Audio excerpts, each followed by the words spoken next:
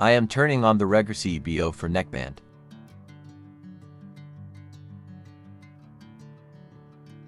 But when I tried to connect it to my laptop, the neckband device is not showing up on my laptop. If the neckband is not showing up on the laptop, let's see how to fix it. First, make sure the neckband has enough charge.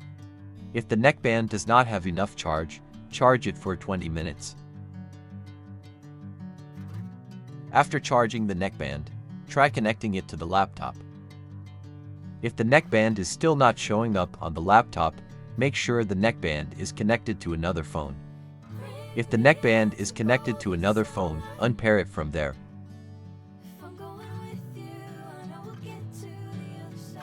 The neckband device is now showing up on laptop.